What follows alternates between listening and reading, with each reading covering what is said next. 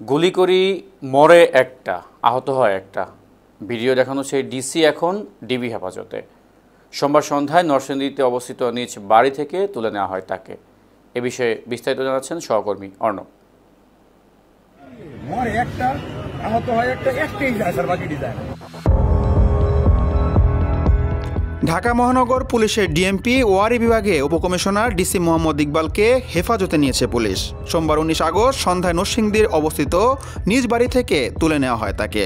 তিনি এখন DMP DB হেফাজতে আছে বলে একটি সূত্রে জানা গেছে। পুলিশের গোয়েন্দা শাখার ডিবি একটি সূত্র বিষয়টি নিশ্চিত করেছেন। সংশ্লিষ্ট কর্মকর্তারা বলেছেন, ইকবালের বিষয়ে কী সিদ্ধান্ত তা তারা জানেন না, তারা শুধু তাকে হেফাজতে রেখেছেন।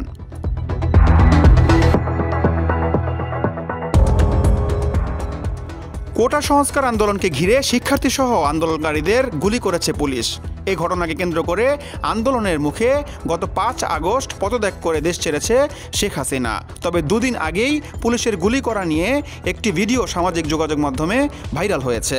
এ সময় সেখানে সাবেক আইজিপি চৌধুরী আবদুল্লাহ আল মামুনও উপস্থিত ছিলেন। ভিডিওতে দেখা যায় পুলিশের গুলির বিষয়টি তৎকালীন স্বরাষ্ট্রমন্ত্রী আসাদুজ্জামান খান কামালকে জানাচ্ছেন ডিসি ইকবাল। সেখানে তাকে বলতে শোনা যায়, গুলি করে লাশ নামানো লাগছে স্যার, গুলি করি মরে একটা, আহত একটা, দুইটাই যায় স্যার, বাকিটি যায় না। এইটাই হলো স্যার আমাদের সবচেয়ে বড় আতঙ্কের এবং দুশ্চিন্তার বিষয়। মরে একটা, আহত হয় একটা, একটাই যায় স্যার, বাকিটি যায় না। এটি হলো স্যার সবচেয়ে বড় আতঙ্কের এবং দুশ্চিন্তার বিষয়। আন্দোলনের পুরো সময় মোহাম্মদ ইকবাল ওয়ারি বিভাগে দায়িত্বে ছিলেন। যাত্রাবাড়ি ও শনিরাকড়া এলাকায় তার আওতাধীন ছিল।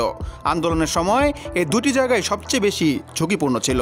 আন্দোলনের মোট নিহতদের সংখ্যা বিশ্লেষণ করে দেখা যায়, ঢাকার আন্দোলনের সবচেয়ে বেশি সংখ্যক পুলিশ ও জনতা হতাহত হয়েছেন যাত্রাবাড়ি ও শনিরাকড়া এলাকায়।